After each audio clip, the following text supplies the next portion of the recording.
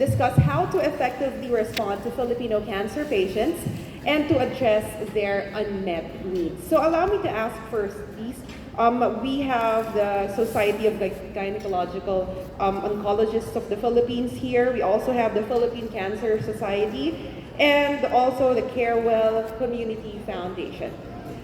First of all, from your experience, what resources and services have been most valuable for cervical cancer patients seeking treatment? Ano po ba yung pinakamahalaga para sa kanila?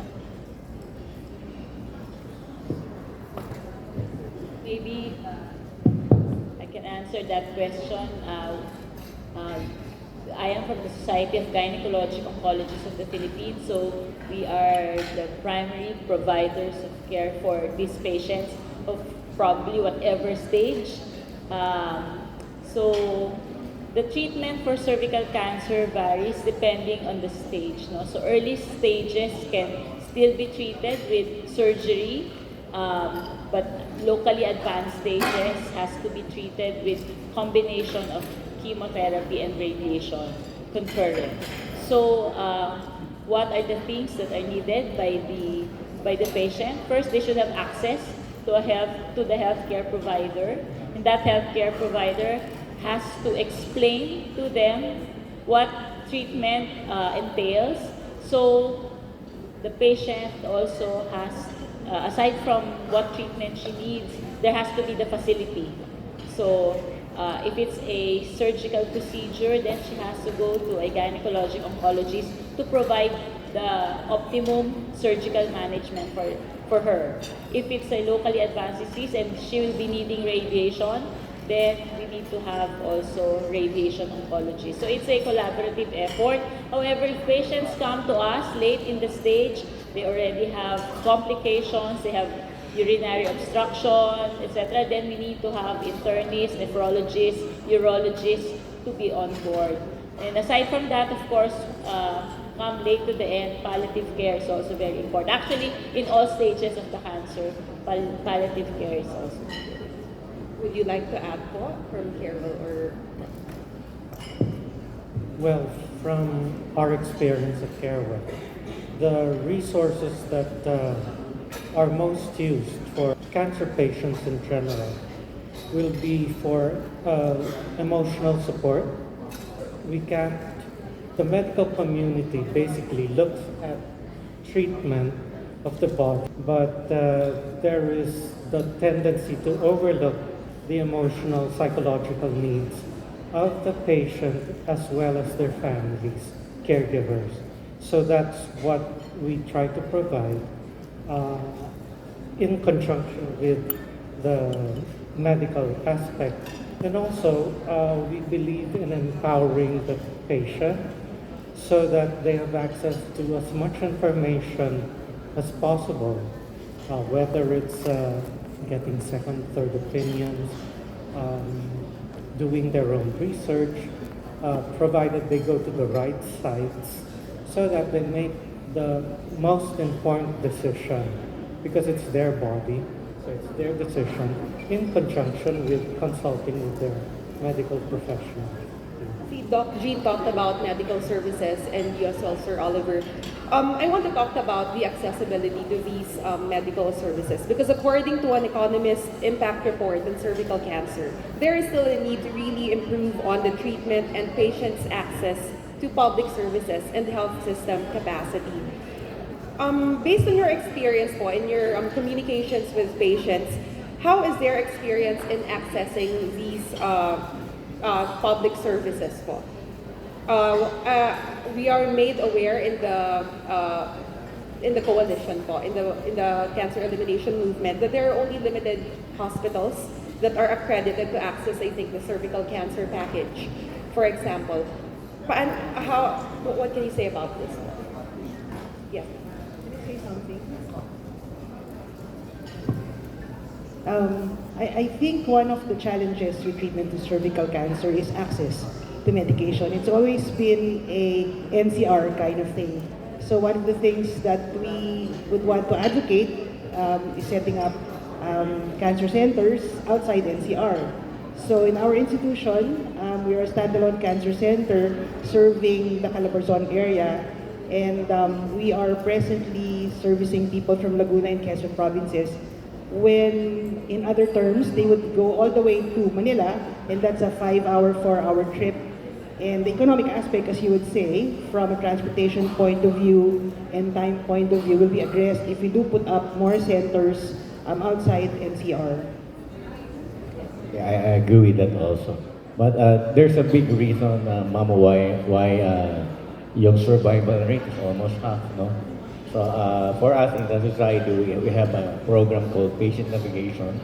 So we assess the different barriers that the patient is going to get from access. One big barrier is the lack of information. No? So a lot of people doesn't know where to go.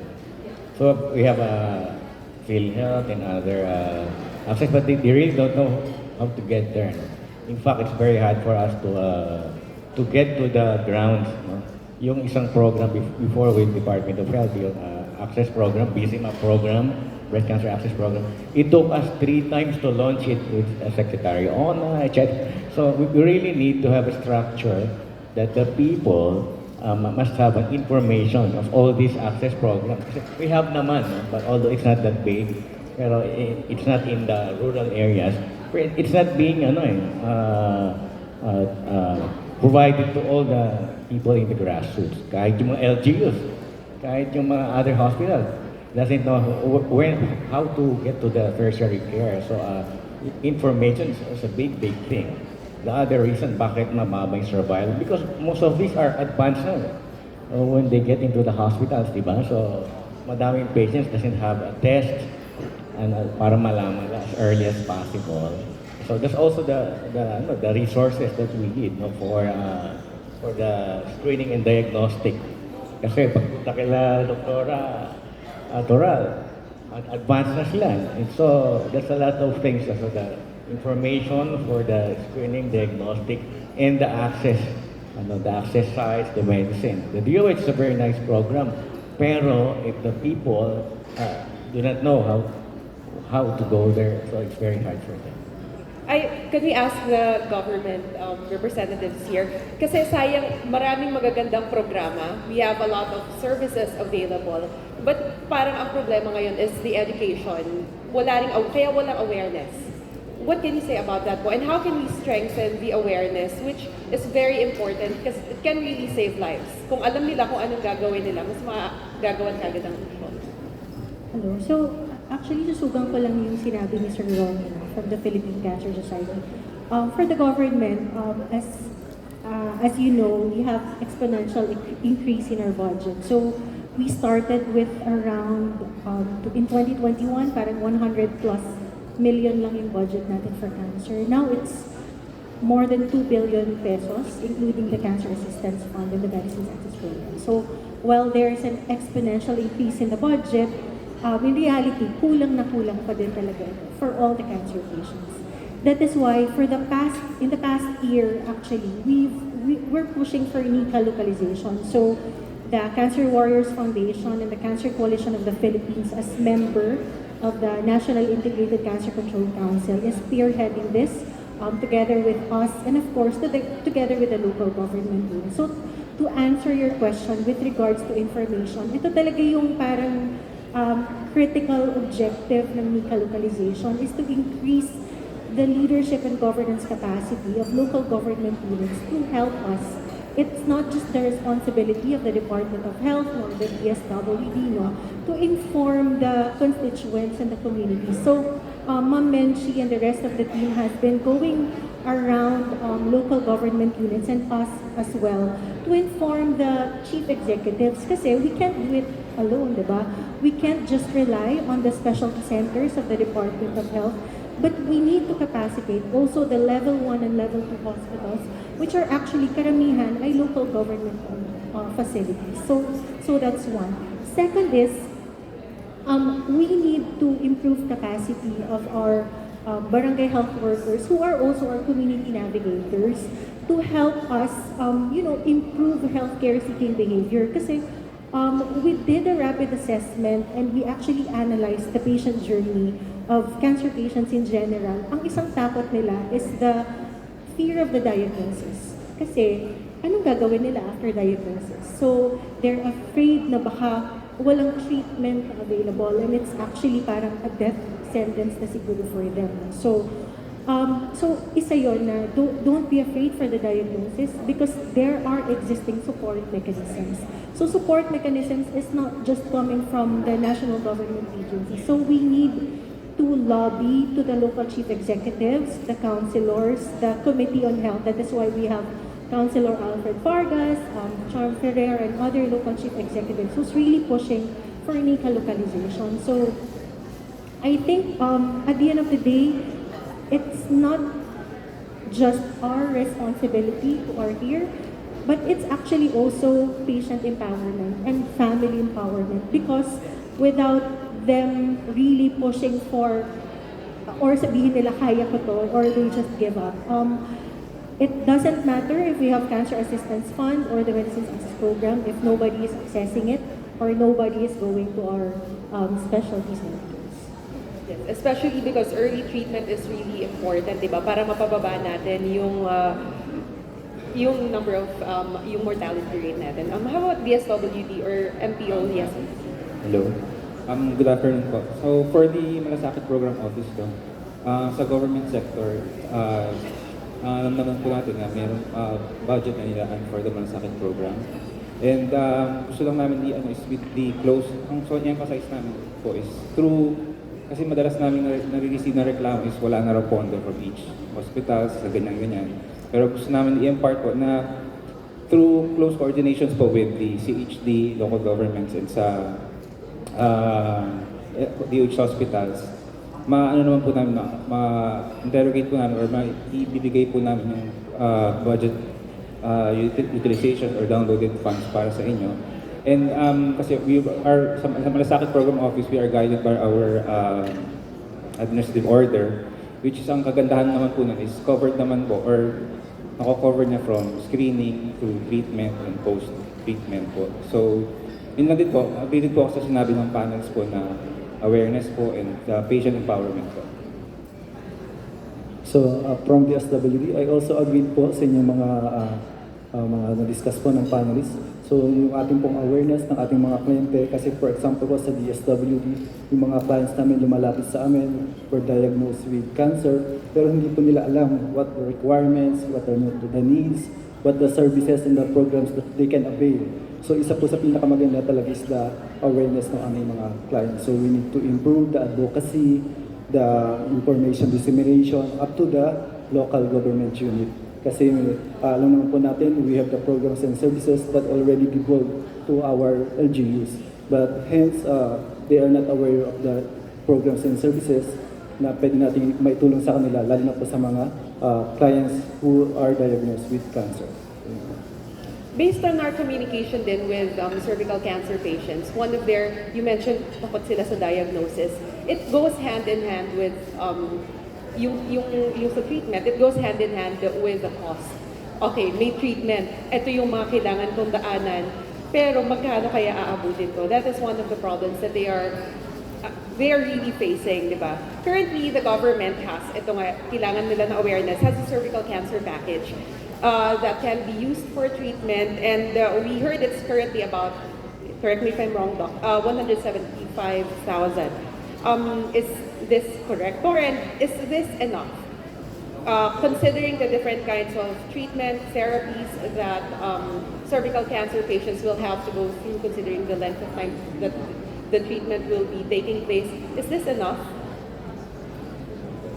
And kamusta po ang process of accessing this kind of package from the patient's perspective po? May mga nakwento po ba sila sa inyo? From what I know from the data that we have in PGH, only a few are able to access because of the stage. There's a limitation as to the stage. When you reach a certain stage, like stage 3C and up, when you have nodal disease, they are no longer included in the package.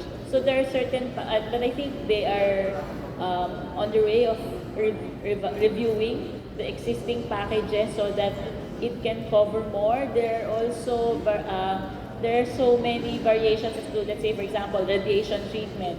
There's so many different kinds of radiation. So the more sophisticated the radiation type of radiation, it's more expensive.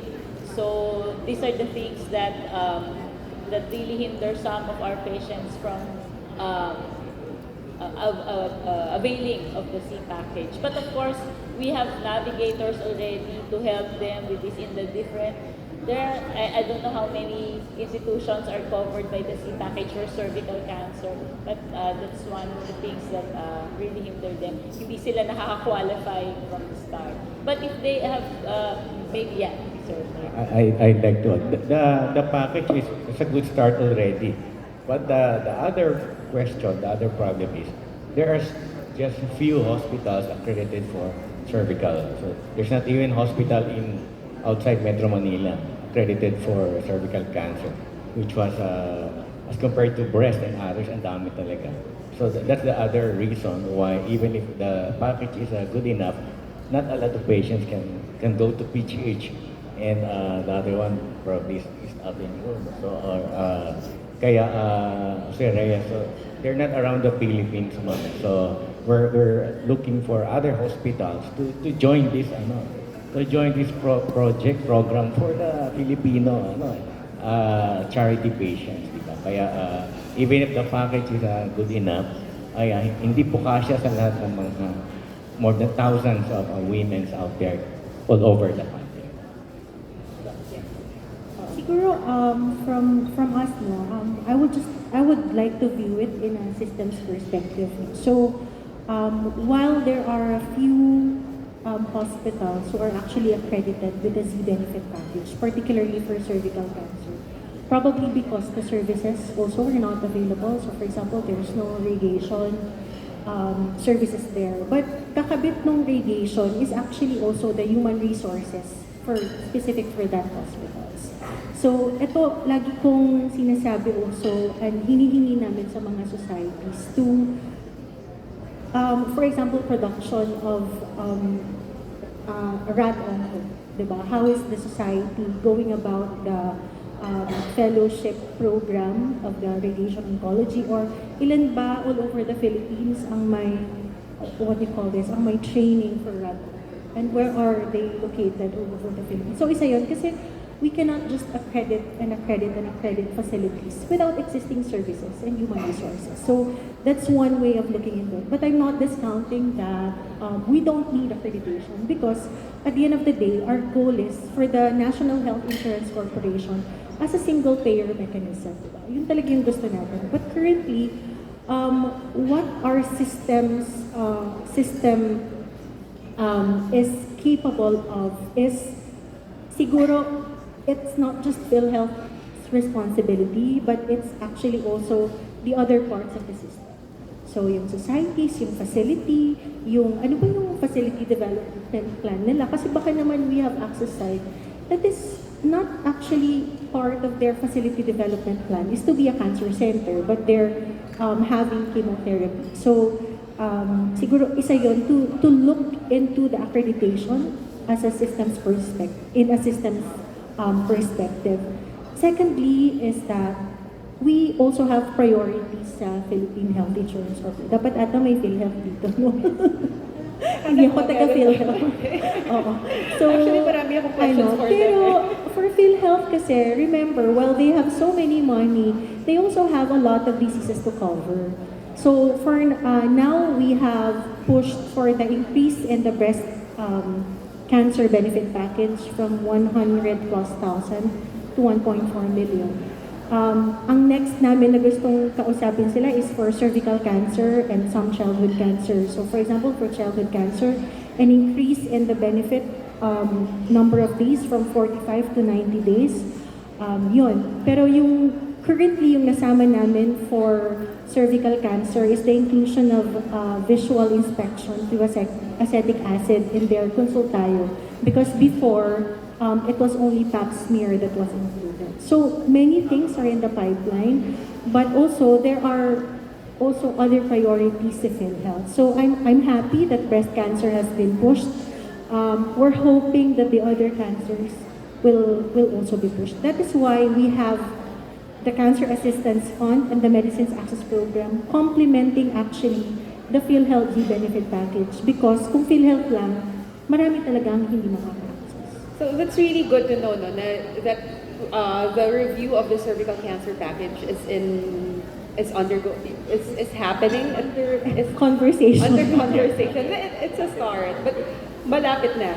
So, gaya nga ng sabi niyo, Doc, kanina, you're reviewing yung mga treatments na pwedeng isama sa package, and also possibility of increasing it. How much are we looking at? Couldn't Hindi say. pa pwede. Hindi ako taga-PhilHealth. Still too early.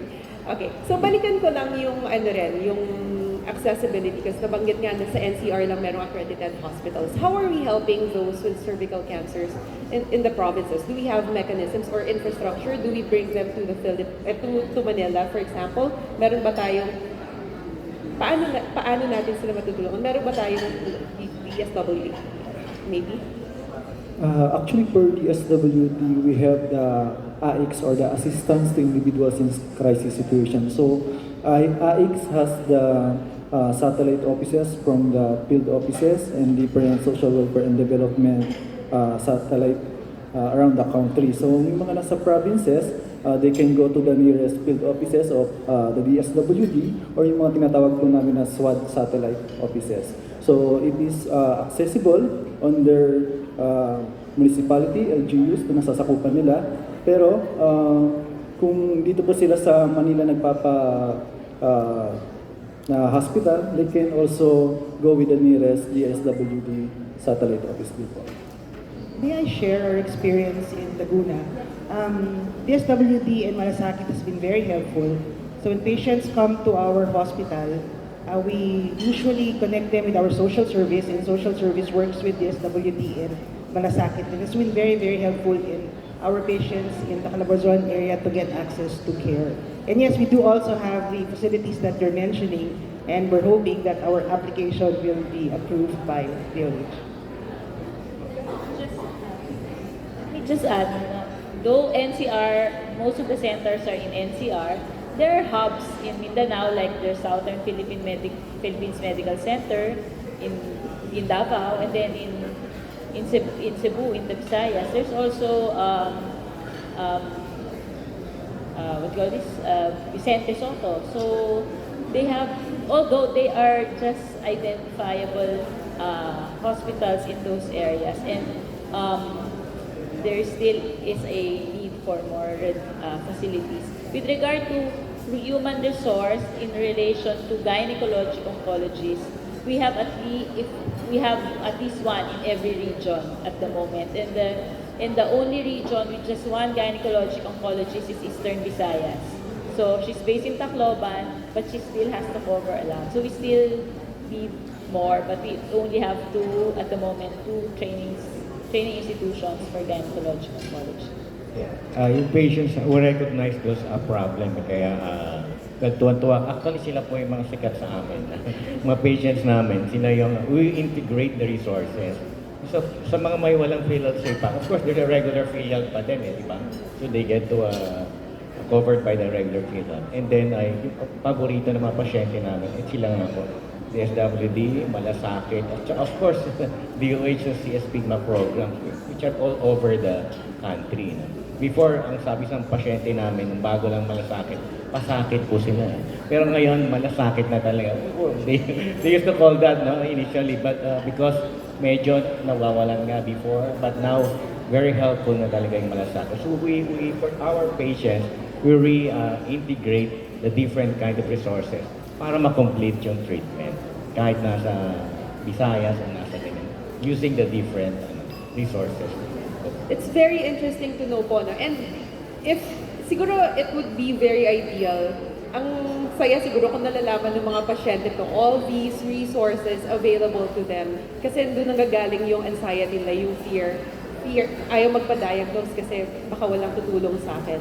So again, we go back to the awareness, to the need to educate the people, not just the patients, kasi maraming hindi alam na may sakit pala sila, di ba? So, I think it would have been nice if we had someone from PhilHealth, because there's so many issues there. You know, like you have those packages, no, the Z package, but there are cases wherein some patients do not qualify for Z package. You know, they can get disqualified for various reasons, not necessarily the fault of the patient. So what do? They end up using the regular coverage. But even within the PhilHealth, within their system, there are many issues that still need to be ironed out. You know, because there are many delays with payments to hospitals, etc., doctors, and so forth. Internally, there are good, valid reasons, you know, because they have to validate, build procedures, etc. You know, there are disputes over case rates, etc. But yan nga, that also has to be communicated to the public, because people tend to think, why is it taking so long, etc. So the lack of information is causing frustration, anger in the eyes of the public. Now, our money is just leaking, we can't even benefit from it. Hospitals feel they're not being paid on time, so on and so forth. So I guess it would be good if PhilHealth also goes on overdrive to educate the public on what's going on, why it takes so long. You want to answer? No? Okay. That's a very good point, sir. Especially because you were talking about the emotional stress that patients are going through. They already feel anxious about the diagnosed illness that they have, and then on top of that, you have the emotional stress from where will I get the money to get the treatment, diba? They call and it then financial toxicity. which is definitely not helping in the treatment process. From the talks that we had with, or we've been having with the patients also in the movement, we've been hearing that sometimes also the recommended treatment or therapy for patients are not included naman in the national formulary. So, again, tumatango sila doc.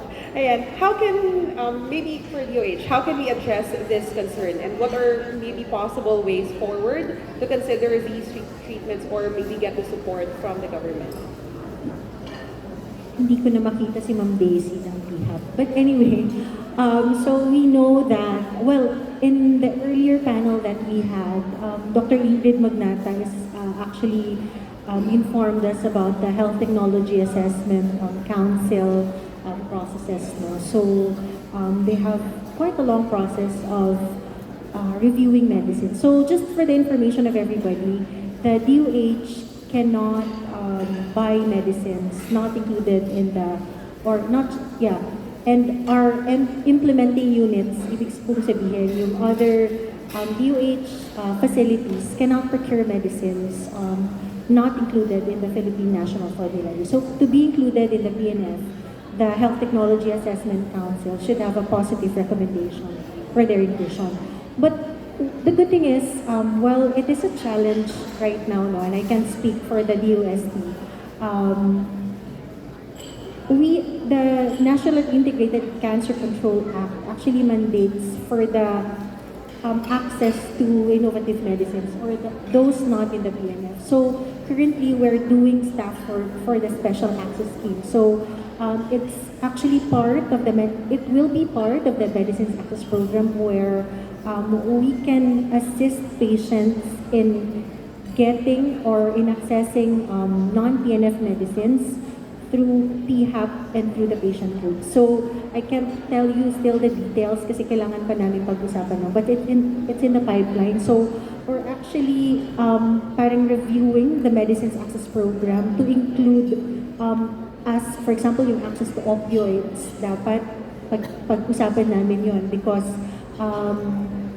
number one, konti lang ang opioids na nasa PNF, and there are market pull-outs. Ibig sabihin may mga suppliers and manufacturers ba who actually pulled out from the Philippines. So, isa din yun na tinitingnan namin. So, it will be part of the Medicines Access Program, but that's currently on staff work by the division. So yung pala yung masasagot ko, ma'am. Pero ang isa pa talaga natin na challenge is yun nga, yung HTAC. Kasi I think in the past 2 years, I think there's only 1 or 2 medicines that were innovative that were just currently included in the bill. Thank you. Would you like to answer? Sige, inform ko lang din po from the Malasakit Program Office. Is also we handle 2 programs, the Malasakit Program, the Medical Assistance for Indigent Patients, or the MAIP program. So currently, last May 11 or 12, it was already implemented. It was already assigned a joint administrative order. One of the, regarding the non-PNDF, isa po yung binago namin doon is, siguro po, isi-share ko na lang sa MSD, then we could disseminate po yung bago. One of the, ano po doon is, mako-cover na po ang non-PNDF as long as FDA approved. So yun po yung mga isang changes na binago sa MAIP guidelines. Siyempre po, para rin po sa mga patients natin na nagreklamo na napakaraming requirements, dinikisa rin po namin sa dalawa na lang po. For inpatients, yung bill na lang nila, tsaka ID. For outpatients, yung laboratory request, tsaka ID na lang po. And then, nag-ano rin po kami, gaya ng sabi ni Doktora, nag-ano rin po kami through the private sector po. So, hopefully, balak po naman sa aking programs, mag-iikot rin po kami para mas ma-orient po para po sa bagong guidelines natin. Lord doctors, would you like to react? Are you satisfied with these plans, or do you have further suggestions maybe that can help the government in their policy making? Actually, that's a pleasant surprise, knowing that you'll be helping out patients even if the medication is not in the PNF. Since most medications in oncology are not included in the PNF, the innovative drugs, that's usually a problem when they're asking for help for PCSO and to use in PhilHealth. So it's a very nice idea. I guess the thing is trying to, again, disseminate the information to all doctors involved, both government and private, that this is actually an option for them. The novel treatments, the biological agents, the targeted treatments, they're really very expensive. So, but if you push to the left the program like having HPV DNA testing approved, then that will really, I think, and the vaccination with bigger coverage, I think we really need not much of the targeted treatments which are very expensive. Yeah. That's the ideal scenario po talaga. Yes, sir. My reaction is I think it's very good that non-PNF medications, drugs can be accessed. But I think it would be better if this is institutionalized, because this is stopgap at the least. Kumbaga, after there is a change in administration, for example, we don't know if the Malasakit centers will still be there. So, who is going to fill in that gap again? So, ideally, the HTA has a review of their guidelines on what drugs to approve, because they're applying, correct me if I'm wrong, they're applying the same kinds of requirements and standards for the regular drugs versus, and using that same for the innovative drugs, the life-changing new drugs, and the cost-benefit analysis already pulp up. I mean, if you're going to use that, right off the bat, it's going to fail because these are new drugs which are going to be expensive, so they won't pass. What Malasakit Center is doing is good, It's helping it be accessible to those in need.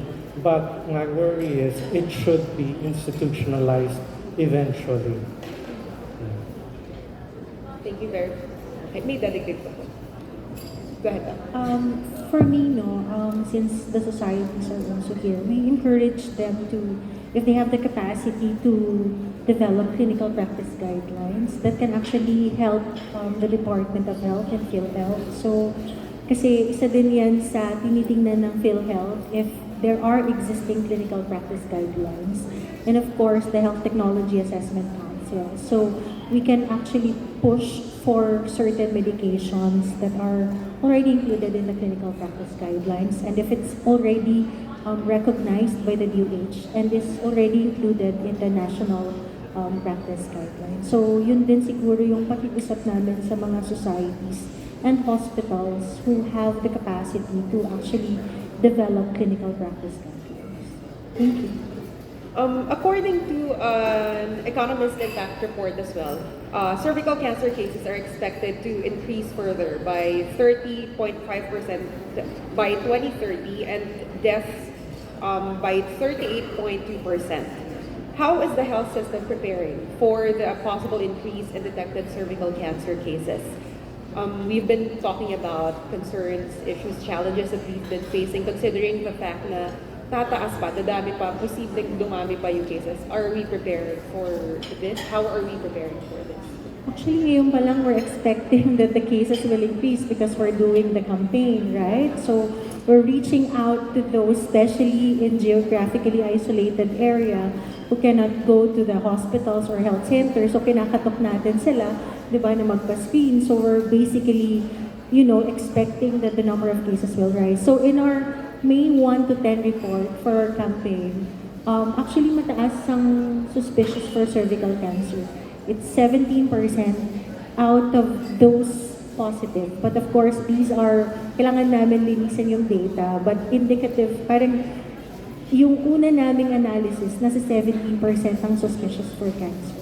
And our positivity rate is at 4%, pero not all regions have submitted yet and not started the campaign. So, yun pa lang talaga, as in, ano na kami, parang, di ba, we should be ready. And the isang challenge namin is referral to treatment. So, if years ago, we were just pushing for screening, just for screening, now our guidelines is actually very strict na dapat screen and treat intervention. So if you go around the Philippines right now, it's not just the local government unit and the Centers for Health and Development.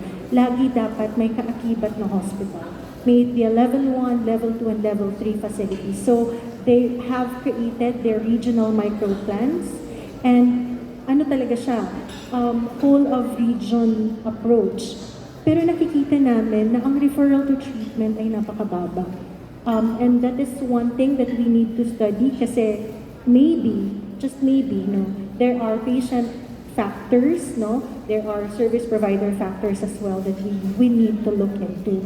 But for the past years, we have been building the capacity of our primary care providers na mag-conduct kami ng, for example, training of trainers. Dr. Cecilia Ve is our master trainers and has been going all over the Philippines to actually train our physicians na, at the level of the regions, kaya na nilang gawin yon on their own and not call the central office to conduct for training. Kasi, we have 17 regions and Vince and my staff cannot do it alone. So, so that's one. Second is, we have given our Centers for Health and Development, we sub-allotted money to them for, pwedeng gamitin for indirect costs for treatment. So for example, ferrying patients na isang buo from one facility, for example, to the hospital. Kasi hindi yan pupunta kung wala yung pamasahe, di ba? And also, if the woman is working for a day, it's a lost opportunity or lost income for the day. So we also need to support that. So, isa yun.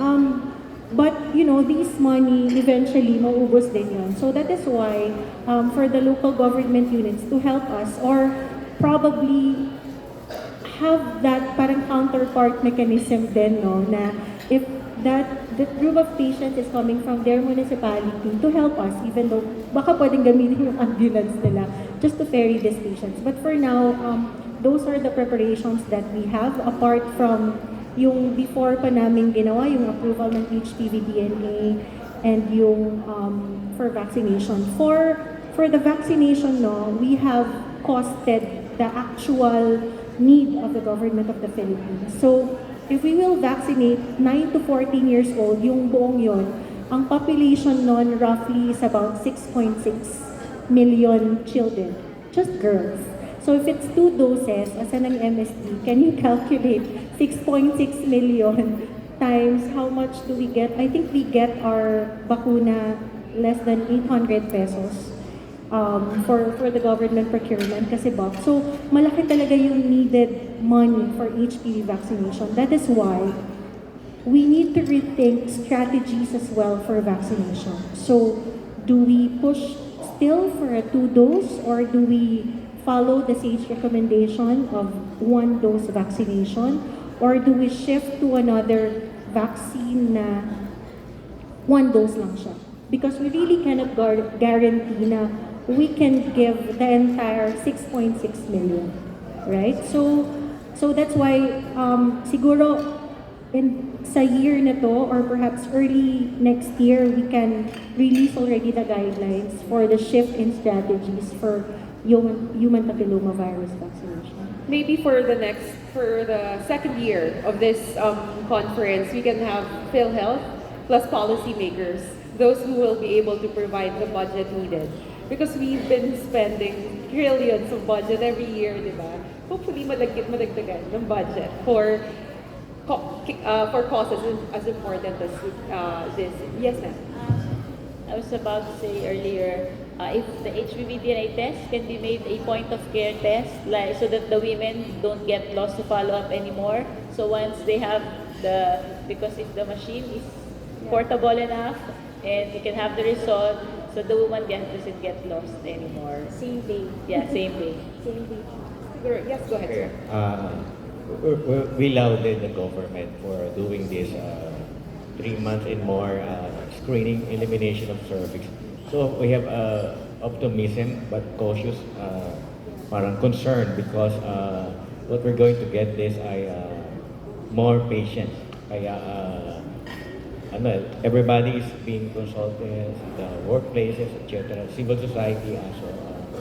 We're really excited, pero may concern kami na hopefully that we can respond to the increasing demands later on. Kaya sana po maganda yung sinabi ni Dr. Jan na we should continue and also get the help of the societies na they're spread all over the country kasi of course mostly nasa cities parang sa TV yan, di ba? We try to do dati ang simula ang TV hindi active di ba? It's so hard to treat TB, and to get more medicine for all the Filipinos. Diba kaya ito mayroong concern din and hopefully that the government para hindi magkaroon ng later problem na pagka dumami. And no one should be left behind. Dapat syempre lahat may access. That's very important. That's right. Actually, ang mandate namin sa mga regional office namin, don't screen if you don't treat. So those areas na walang capacity and the healthcare provider network is not ready, then don't screen. So kasi, or else, wala. You'll end up, having so much anxiety for the patients and for the client. So that's really one of our mandates. So kung mapapansin nyo, meron talagang mga local government unions who didn't join the campaign. It's just that probably iba yung strategies nila. Maybe the hospital facility or another municipality is going to them to do the screening rather than they do it on their own. Siguro from the doctors and the societies, do you have a wish list on what you want in terms of policies, in terms of siguro projects, programs from the government what would you like to ask from them? Aside from the things that we've already discussed, ang dami na nating mga proposals na ibinigay since early on. Wish list, of course, HPV vaccination coverage, HPV DNA test approved by HTAC and covered by PhilHealth. And of course, Treatment po. the treatment part, the Z package, expansion of the Z package to cover more stages and to cover more treatments. I agree with Jean. Access to treatment is very important. Once diagnosed, if they could be navigated towards centers which could address it. Kasi ang problem nga ngayon is na-identify. Sometimes hindi naman, as ma'am would say, hindi naman naaabot dun sa treatment. So that's very important. And of course, yung medication access, yung sa HTAC and yung sa mga bagong biologics. We can go. Okay, maybe rationalization of costs, no, at all stages, from diagnostics to treatment, that's palliative care. As you mentioned also, no, review so that all stages are covered, or we expand it, because currently, even, for example, civil society organizations, government hospitals, etc., when you reach a certain stage, you're no longer given treatment, but instead palliative care. But there are still patients who can live stage 4 for more than 10 years. We've had experience of patients, living 18, 19 years already at stage 4. So what about those kawawa naman if you don't review? You review how you assess and then the kind of treatment they're given. Then maybe, also promote or help educate the public that the psychosocial side of a patient's journey and that of their family should not be disregarded or overlooked, because the psychosocial together with the medical go hand in hand really to provide or produce better medical outcomes. Mahirap mag-wish list para ma-perspective. For one, sa prevention, because this is one of the 3 cancers that's really preventable. So, syempre, sana magkaroon ng increased budget for vaccines. No? Para talaga yung 6 million Dr. Jan na sinasabi ay magkaroon ng opportunity na hindi magkaroon ng cancer. 6 million children. So, well, it's really big amount, so I don't know. So maybe the private groups can help with the government. Hindi lang yung government. Kasi, and then, meron ginagawa ngayon, yung Taguig, no? Taguig, ano na naman yung Taguig, ano? Tag dito, yung best practice na naman. They just launched and trained community navigators, not for breast, but for other cancers, including cervical. So they're going around, and then after just a few weeks na train namin sila, they already have the list of their patients, pati cervical patients. So, and then parang may screening na din. No? Aside from the regular screening, kasi ang bawat health worker, navigator, they have like 20 households, iba na assigned. So, maybe they can look into that, and then let's have in the other LGUs na magkaroon ng ganong field navigators na doon nakikita na bago, and then mananavigate to the hospital. And then of course yung nabanggit safe package, to increase the safe package, yung mga meds na pwede sa compassionate medicine para maisama sa procurement, and then for us we should have a navigation program in almost all the different regions para mag-help sa patient, to bring the patient to the resources. Ito yung sila lagi namin sinasabi.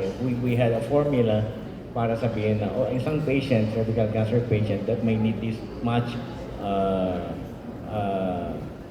money or medicine. So, punta ka sa Cancer Assistance Fund, punta ka sa Malasakit Center, CSWD you can give you, and then of course the CSPMA program. So, sana yun ang dream namin na mas madami ang navigation.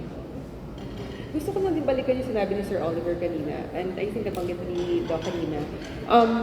Kasi yung package is only available for those with yung early treatment, di ba? What services are available for those in the latter stages na? How is the government helping them? Actually, for the Cancer Assistance Fund, it's actually covered screening for high-risk groups, no? So even if you are not a diagnosed cancer patient and you're a high-risk group, you can actually access the Cancer Assistance Fund in terms of diagnostics, or if somebody na may inaalagaan na bukol, di ba? It takes time and money from having the symptom and to the actual diagnosis. So malaking pera na ang ilalabas ng isang pasyente. So we're really trying to cover that. And on the other side of the spectrum, no, yung mga for palliative care, we do that. Now we're pushing for mental health and well-being services as part of the palliative care, no, and actually surveillance for those cancer survivors. So those are included in the Cancer Assistance Fund, no? And for a client to access that, at least may limit sila. Kasi limited nga yung budget natin. At least 150,000 a year per patient. Kasi yung isang study ni Dr. Cora Nilangel, it said that ang out-of-pocket expense on average is at 180,000 pesos. So, yun yung gusto sana namin i-cover through the Cancer Assistance Fund. So, yun ang end of the spectrum. So, we do yung diagnosis and actually palliative care and surveillance. Yeah. You mentioned na ko lang na survivors, very quickly. Kasi those who survive, they still have to do monitoring. Tama po, Doc? So kasama rin siya, yung mga procedures that you have to go through. So, yeah, the surveillance ng cancer, kasama siya. So we got the wish list from our societies and doctors, siguro from the government. Your message to our cancer patients, siguro, what can you tell them? What can they expect? Words of assurance, siguro, moving forward. What's an important thing that they need to know coming from the government? Pero ako, nakita ko kanina si Ma'am Eden. Ma'am Eden is our, lagi namin siyang ini-interview for the patient journey. For me, no, for those patients who are actually here, and I know they're doing it, continue doing, patient support groups and patient advocacy. Kasi, isang natutunan ko with Ma'am Eden's journey is that even though she has a supportive family, iba din ang journey and iba din ang conversation if you're talking to cancer patients. So because you have, similar similar na nararamdaman, similar na pinagdadaanan. So because without the patient groups, no, and service provider lang ang aasahan natin, which are at times marami ding service provider ang napapagod in a day's work. So the patient groups are really important to support, all the patients. So I hope that, they get to continue all of these things and actually support those na hindi pa nadadiagnose. Thank you. First, thank you po sa doctors sa mga inputs nyo. So, rest assured po na we will relay this to our undersecretary. So, for future amendments to our administrative order. And sa mga patients po, lalo sa mga cervical patients, just as long na available po yung mga services na screening, mga for detection, mga blood screening, nakaka-cover naman po namin sila as long as DOH accredited and may funds na available po. Rest assured po, from DOH Malasakit po, we'll try our best para at least ma-cover yung mga needs ng ating mga patients, lalo ng mga cervical cancer patients po natin. Same with DSWD po sa mga patients natin. Rest assured po na pag lumapit kayo sa amin, nandiyan naman po yung aming financial assistance, assistance to individuals in crisis situation. So we're not just providing financial assistance, we also provide psychosocial intervention like counseling kung kailangan niyo po ng kausap. We have social workers, registered social workers to talk with you. Kung meron po kayong pinagdadaanan, if you want to ventilate, so hindi lang po more on financial assistance that we can provide. So we are more on the social protection. Alright, thank you very much. Sabi nga ni lalo si Councilor